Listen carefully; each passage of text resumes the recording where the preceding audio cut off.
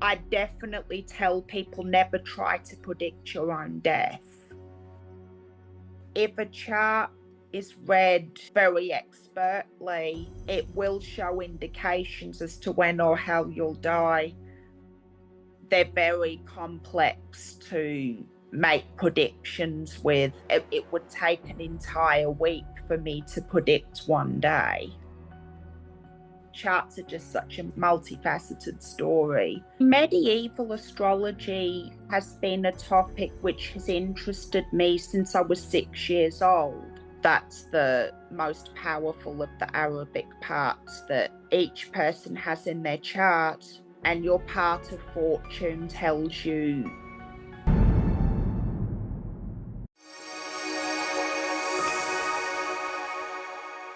Still have questions? Well, join me live for Wake Up Wednesdays at 5 p.m. Pacific, 6 p.m. Mountain, 7 p.m. Central, and 8 p.m. Eastern. I'll answer your questions, and you might see a familiar face.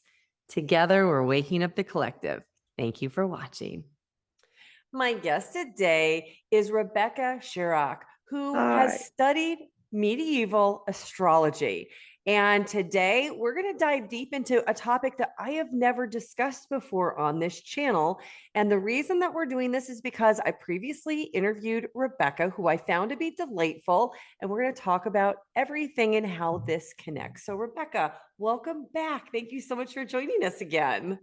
Hello again. I love the way the technology allows us to connect. You in Australia on a Saturday morning, me in Arizona on a Friday afternoon. And yet here we are across many, many miles being able to talk today. That just makes me so happy. Me too. And it's a very small world. It is a very small world. So the reason that I first had you on the show and the discussion that we had is about an exceedingly rare condition that you have called HSAMs, which is highly superior autobiographical memory, which I am just fascinated by. And I'll tell you, Rebecca, I'll probably never forget you or our conversation, because one of the things that you said about what's happened to you because of this highly autobiographical memory that allows you to remember every moment from your life. And we talked about all the way back to when you were first born and they were putting the identification on your little teeny tiny leg. You remember all of it. But what I loved about what happened to you is that you said that you've been able over time to look at all of these seemingly unconnected events in your life, and it has given you a bird's eye view to better understand why everything happened. So before we go into the astrology, because I know a lot of people who watch this may not have seen our previous interview, will you give me just a little bit of a tidbit of what you mean by the ability to have like this overview of your life that I know most people will never have? See, I've never known life to be any different. So since I was born, for some reason, I've just been unable to let go of or discard recollections of the vast majority of my mundane life events. So it's just up until, well, pretty much up until I found out that this memory condition that I have is a thing when I was 21, I just assumed that everybody remembered in that kind of way. But when I eventually got diagnosed with HSAM, that's when it came to my realization that the way in which I live in that sense isn't a typical thing. And that's for the best and the worst too.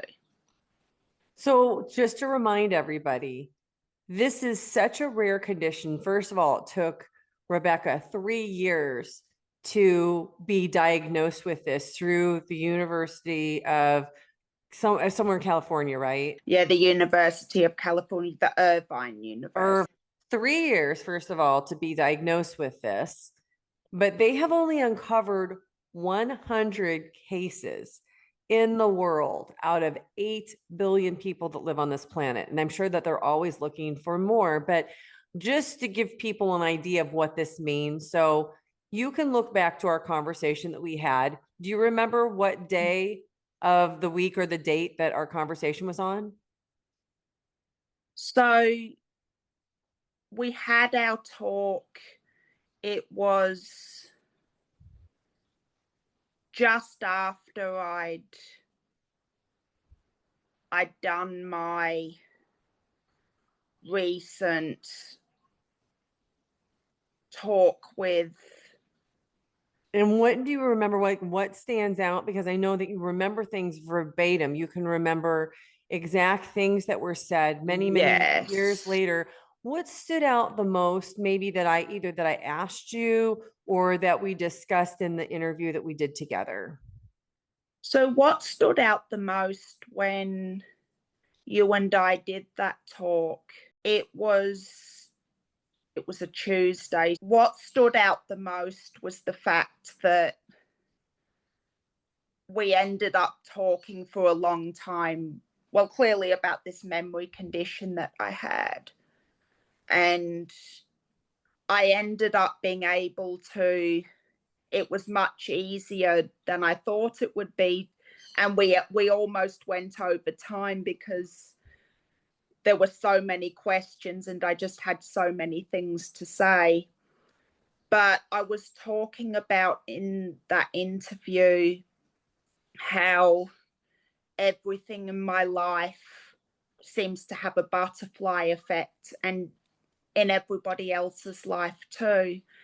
And that whenever things occur, they always occur for a reason, a positive reason, even if we can't see that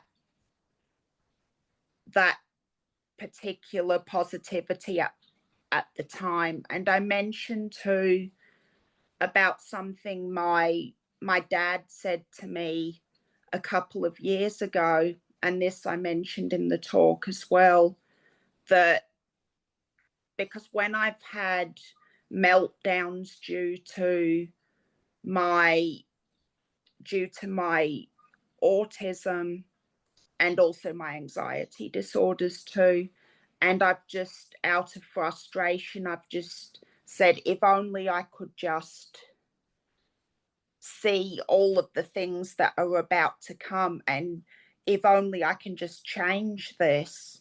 But then my dad told me something which was very insightful, and he just said, but Becky, which he called that, which is what I'm known as to my family, he goes, if I could turn back time, the first thing that would come to me would be to stop my brother Kim from getting onto that ill-fated helicopter ride which took his life.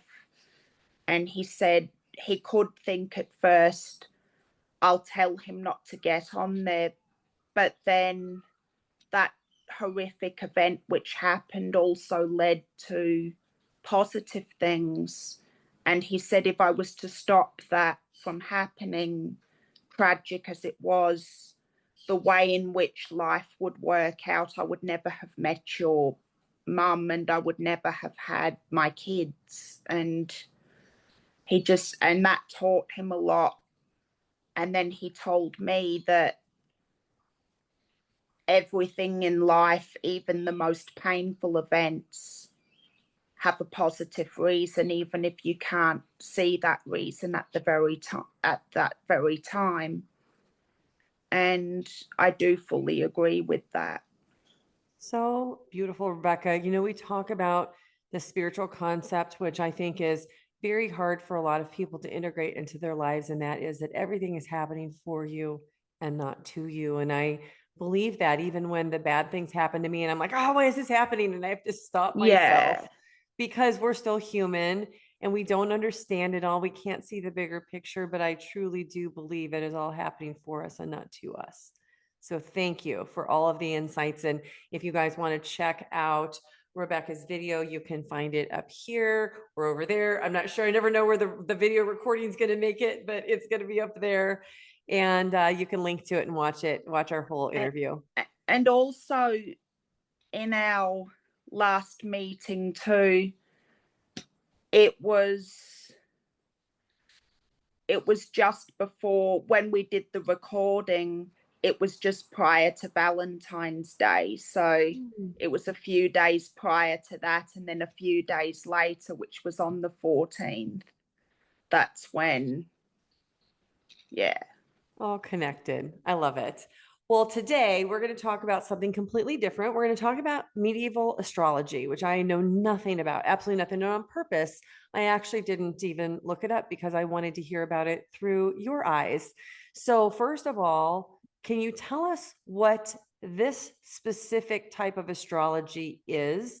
And if you can you explain the difference between what most people look at when they're looking at the astrology that talks about your horoscopes and all of those things? See, medieval astrology has been a topic which has interested me since I was 6 years old. And it began with because I've always had an interest in constellations of the night sky as well as sky stories. And as a 6 year old, I was told that stories of the sky can give us insight into our personal lives. And that resonated with me. So since that time when I was 6 years old to the present day, a few decades later, I've just been reading about medieval astrology as well as, and I'm continuing to learn new things about it.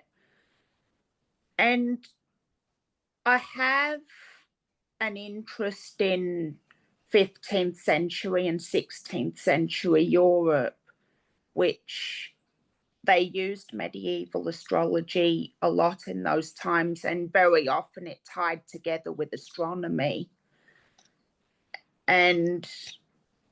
But medieval astrology, it does have similarities to modern day astrology in the sense of there are still the 12 zodiac signs, and most of the planets which are used generally in modern day astrology were used then.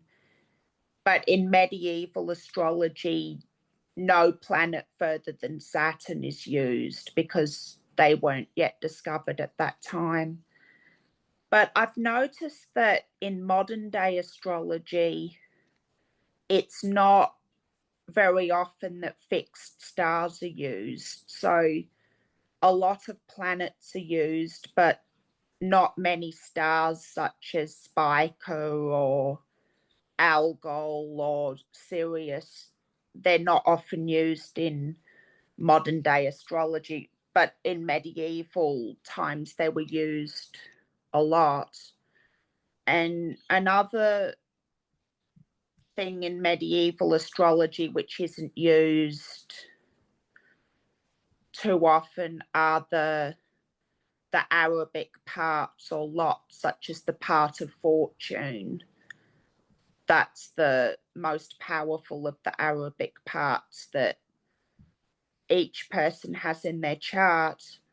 And your part of fortune tells you it gives you insight into where in life you'll find your, where things will flow much easier, and where things will flow in regard to your life path and development. So they're the main differences and similarities between medieval astrology and present day astrology. When we're talking about stars and fixed stars. All stars are fixed stars because the earth is revolving, and that's why the stars look like they're Yes. in different places in different times. But we can actually go back in time and we can figure out where in time something happened based by where, from our Earth's perspective, a star was. So those take more of a, I guess, a precedence in the astrology than the planets Yes. did, right? Yeah, and the fixed stars, they do move very slowly. So every 72 years or so, they move forward a degree. Which So is they, why when they yeah, did alignments with all of these ancient sites, there's a difference with the stars alignment. And the reason we can't recreate them now is because of that incremental 1 degree movement, correct? yeah, Okay. yeah. So you mentioned did you say Arabic path? Is that what it's called? So the Arabic parts, they're to do with, so you have your part of fortune, and then you've got also your part of spirit and your So we're part, saying part, P-A-R-T. yeah. Okay, so part. So will you name all the different parts? So different books or sites give different ones, but the ones which are universally given usually are the part of fortune, the part of spirit, the part of death, which is literal and symbolic, the part of sickness, and the part of misfortune. But the most widely used part of which there's more information available on is the part of fortune. And that's where in life things tend to flow more easily and things come to you in regard to where you're going. For instance, my part of fortune is in Gemini. So that makes sense to me because the only things in life which tend to lead to results with me and things which come along to me in regard to my development tend to be related to Gemini, which is media, things to do with media, which is often associated with Mercury, which is Gemini's ruler, and just even giving talks because Gemini and Mercury, they're the communicators and the writer, they're Mercury's the planet of writing and communication. So it does make a lot of sense because when I've tried, and this has been throughout my entire life too. So for some reason, since I was born, for all of these random things, for some reason, I'd always end up getting into the newspaper for some kind of story, even the most random things. But whenever I've tried to, you know, do things my own way, such as handing in resumes for jobs, even the most, you know, not that they're ambitious, they're not even ambitious jobs, but it never works for me. That when things always come to me outside of my control, it's always things related to what I mentioned just then. So it does make perfect sense. Okay, so it sounds like another similarity with modern day astrology to medieval astrology is that they're still Yes. using the 12 zodiac signs. So like Capricorn, Pisces, Aries, Taurus, etc. Are there 12 just like in traditional? Yeah. Yeah, Okay, there were 12 signs, but there were only 7 planets, and the moon right. and sun are two of them. Okay. And then you did mention that your path was in which Gemini, you said? Yeah.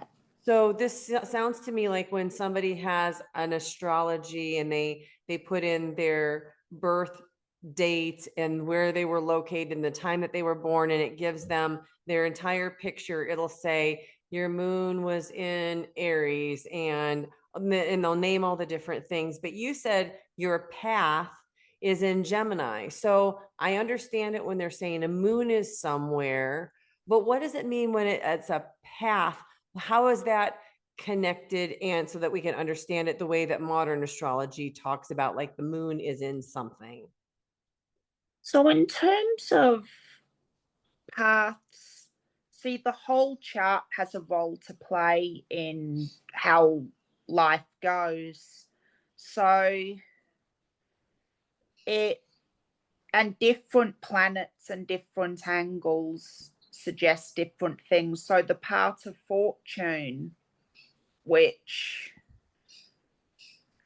that's where you tend to find luck, that just ties into the rest of the chart. See, the dragon's head or the north node, that symbolizes where you're heading to, what you're attaining, what you're here to learn in life. So then that has all the different parts have a role to play in every other part too. So it all works together, just like the best way I can describe it is, if you have an old, and it makes sense because the grandfather clock just chimed then. It's like an old analog clock where you've got all the gears, the spokes, the hands and such, and it all just works together like clockwork. And I strongly believe too that one must never try and alter what's supposed to happen. And that's something that throughout my childhood, teenage years, and adult life so far, I've grown to accept that, because if I was to know what's going to happen in the future and then try and change that, I'd be interfering with how things are supposed to pan out. So it's a complicated story. It would take so many words, but the briefest way I can describe it is that the part of fortune and every other part of the chart, they all work together in some way, but each planet and angle has an individual role to play, much like cogs in a clock and hands and such. Okay, that makes a lot of sense. So your view of the medieval astrology is a little bit different because we don't have as many planets as the modern day astrology. Why do you think we shifted so much to the modern day and shifted away from the medieval astrology? I think too, because since the 18th century, more planets have been discovered. So planets such as Uranus, Neptune, Pluto, all the asteroids. Now there are, if you go on astro.com, when you look at the number of planets that it can calculate for you, it's in the 20,000s, I think, to this day. But I think since new planets have been discovered, they've given meanings to each of those new planets, which I don't necessarily think are false, but traditionally those planets weren't known of, so they didn't have a role to play in the chart. But talking about newer planets, though, such as Pluto, and this is why I strongly believe that it's not necessarily, even though it's a newly discovered planet, it can still have truth. Because I know when Pluto's transited parts of my chart, things, planets, significant life events have happened. But that's going into another topic now. But I think the reason we shifted, mainly it was the discovery of, new aspects of the chart, but also times themselves changed. And because in medieval times, astrology and astronomy were the same thing, essentially. Well, they were mostly the same thing. But then different parts of the story, like religion and just discoveries in new scientific discoveries, that just changed astrology to how it is today. Okay. So, how do you think people who are watching can use or learn about medieval astrology to help them improve something in their lives, or to help them gain a new perspective, or have some relevance to understand what's happening to them right now? I know I use medieval astrology in my life to just understand and just get further meaning and clarification as to what's happening at the present time. My mouth's a bit dry. That's better after a drink of water. But yeah, so I use it.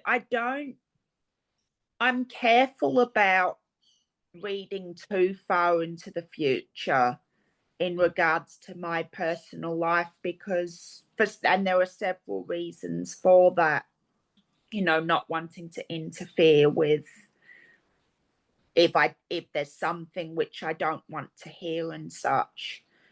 But I think it's a really good tool just for understanding what's happening in the present time and what happened in the past.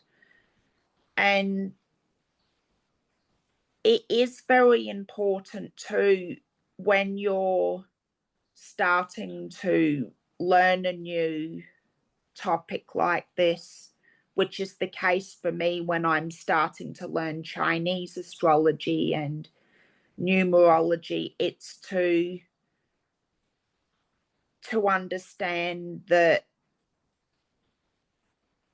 it is a very complex story, and to not analyze, especially at first, too much into negative things or even positive things which are unseen.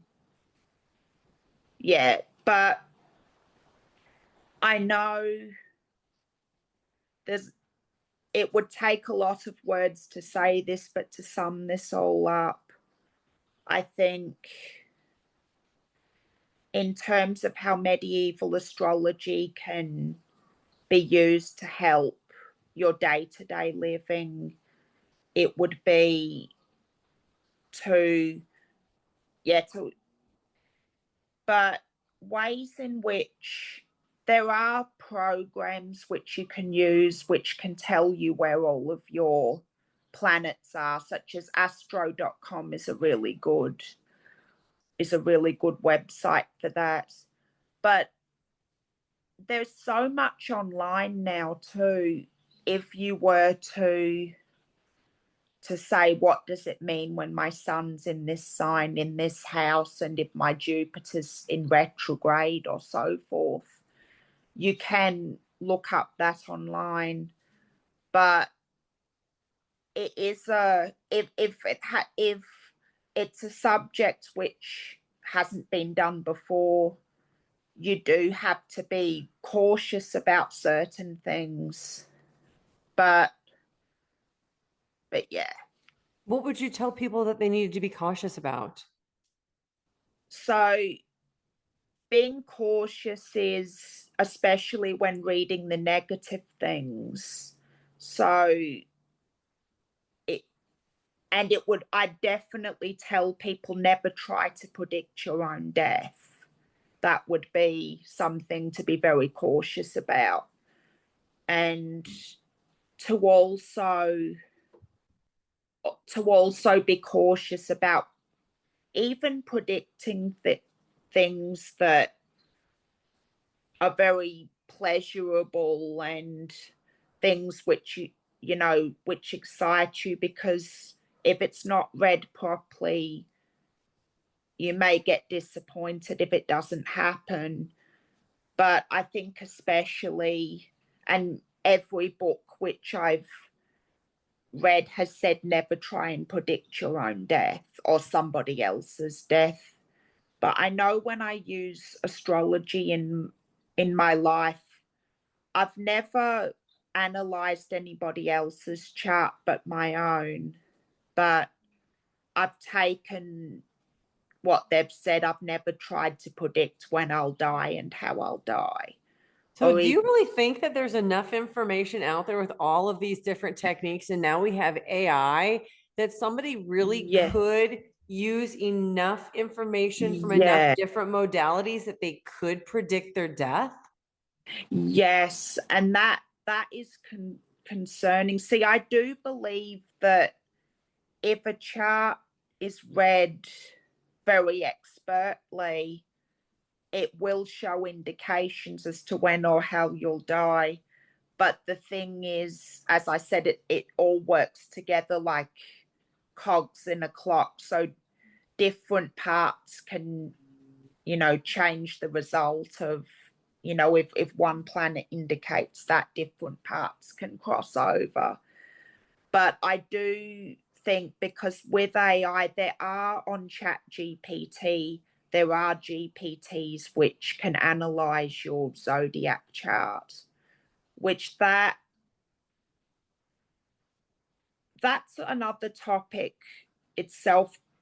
But because yes, it is true that AI can teach you a lot about medieval astrology, can teach you it will give you the information. This planet meant this part meant that. But I definitely wouldn't advise getting AI to analyze your chart. And definitely, I hope that there'd be some kind of block on AI if someone was to ask when and how will I die. So I hope that if that's typed in, Chat GPT or any other AI device would just say, no, I can't tell you that. Yeah, that would be. I would not advise it at all. No, I think it would be really hard to live your life if you knew that was coming, because I think your mind would naturally go to how many ways can I employ to try to avoid this from happening at this And time. even if it's read incorrectly, if you think you're going to die by a certain thing, it could make you fearful, and then that wouldn't happen.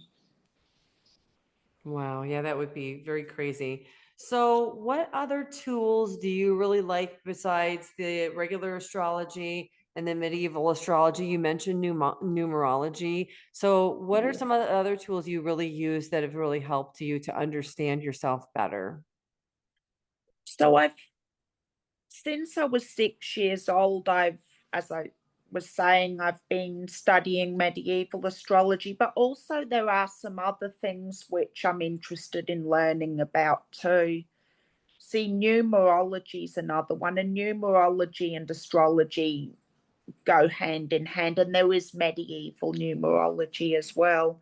And even Chinese astrology, how you've got not just the year you were born in, but your pillars of destiny, and then your earthly branches, your stars. They've, not physical stars in the sky, but you've got your stars of fate, and that in Chinese astrology. So I'm interested in learning about those things. And even though it's inaccurate, there are many inaccuracies of which I know so far, having not studied it. But it would be very interesting to read about alchemy, and to just read it, because like medieval astrology, it is just a quaint, so it's old fashioned.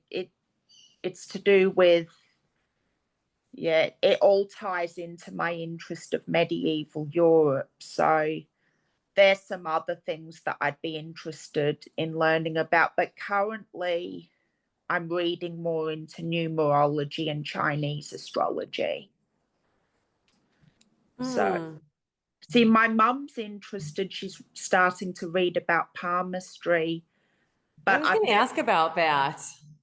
I've tried reading books on that, but everyone has their own cup of tea, and it just never clicked with me personally.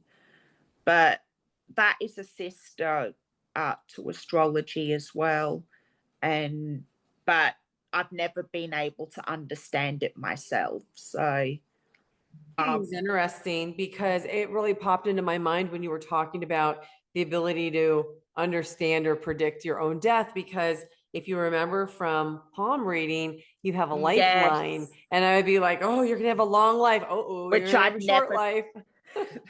I'd never tried. I know with myself, if it's a new art that I'm learning, I'll never try to go too far too soon. So when you've got something that is ruled by Mars and Mars goes into retrograde where it seemingly looks like the planet's moving backwards, will you explain what you understand about this? So I do hear a lot about planets going into retrograde, and I don't keep up with every day of my life. Often I don't have time to check, is this planet in retrograde today, and so forth.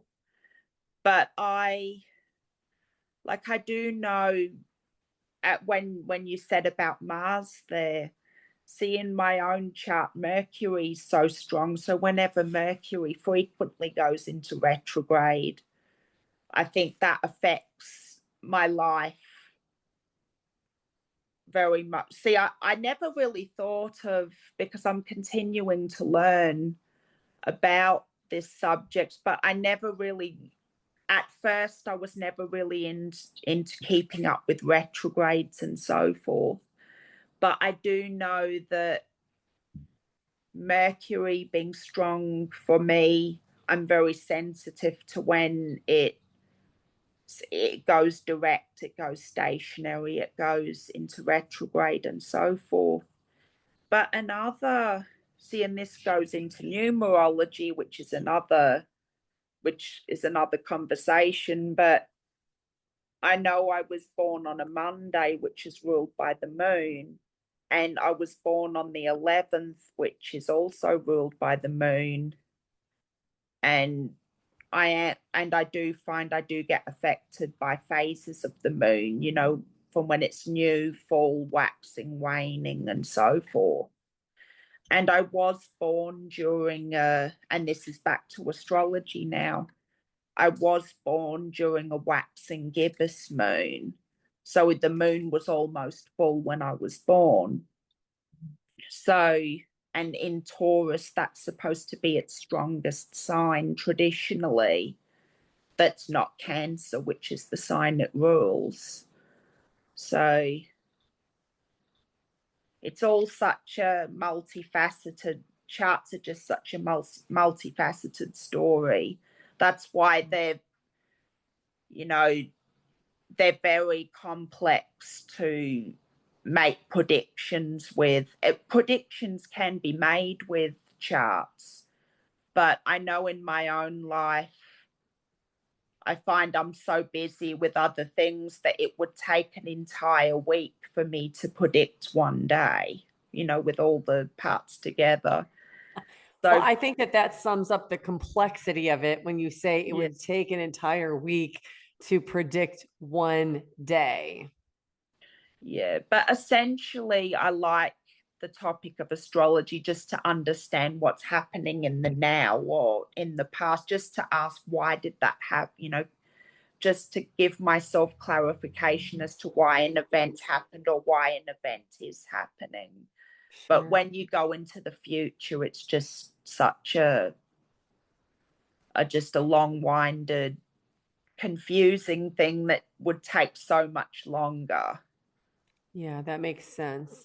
Well, this has been a really interesting conversation. I learned a few things that I didn't know before, but I think the biggest takeaway from me is that there are so many tools that we can learn to help uncover whatever it is that we want to understand better or from a new perspective in our lives. But I think you kind of really helped people to understand where they turn, and it's really where they feel the most interest. So if you don't Yeah. feel drawn to palm reading or medieval astrology or numerology, then you find But what we you all have our do. thing. Yeah.